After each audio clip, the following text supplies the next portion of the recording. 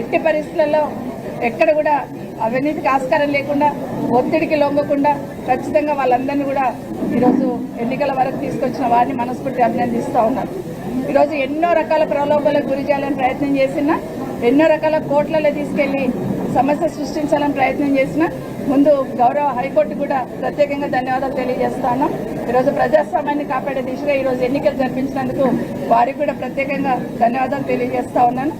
ఏది ఏమైనా కూడా క్యాతన్పల్లి కానీ ఇక్కడ కానీ రాష్ట్ర ప్రజలందరూ చూస్తారు, ఖానాపూర్ కూడా ఎట్టి పరిస్థితులలో ఏదో ఒక రకంగా కాంగ్రెస్ కోటాలో వేసుకోవాలనే ప్రయత్నం ఏ విధంగా చేశారు, అధికార దుర్వినియోగానికి ఏ విధంగా పాల్పడ్డారు, అధికారులను ఏ విధంగా ఒత్తిడి చేశారనేది స్పష్టంగా చూస్తున్నారు రాష్ట్రంలో. ఈ రోజు ఎన్నికలు జరుగుతున్నప్పుడు అందరికి సంబంధించిన అధికారులు కూడా సహకరించున్నారు. వారికి కూడా ప్రత్యేకంగా ధన్యవాదాలు తెలియజేసుకుంటూ ఇప్పుడే వింటూ ఉన్నాం.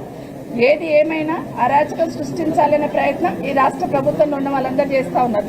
మొన్న గౌరవ ముఖ్యమంత్రి గారు అసెంబ్లీలో మాట్లాడుతున్నప్పుడు కౌశిక్ రెడ్డి గురించి మాట్లాడుతున్న సందర్భంలో మీరైనా ఒడ్డు పొదుగుంది మా వెనకాల కూడా ఉన్నారు చూడనే లెవెల్లో అసెంబ్లీలో మాట్లాడి కిందన్న సమాజానికి ఏ మెసేజ్ ఇచ్చింది అనేది ఒకసారి ఆలోచించాలి.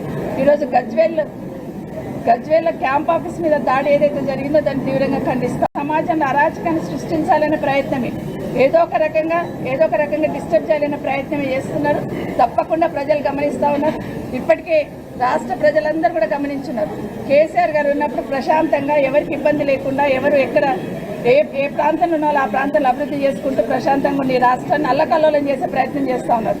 ఒక సైడ్ భూములు లాక్కోవడం, ఇంకో సైడు క్యాంప్ ఆఫీసుల మీద దాడి చేయడం, ఇంకో సైడ్ ఏమో బీఆర్ఎస్ పార్టీ తరఫున ఉన్న సోదరులని కార్పొరేటర్ కౌన్సిలర్లని అందరినీ కూడా లాక్కోవాలనే ప్రయత్నం, ఈరోజు మూసీ దగ్గర ఉన్న ఇళ్లను కూల్చాలనే ప్రయత్నం. ఎక్కడ చూసినా కూడా ఈ రోజు నిజంగా తెలంగాణ తల్లి కన్నీరు పెట్టుకుంటుంది.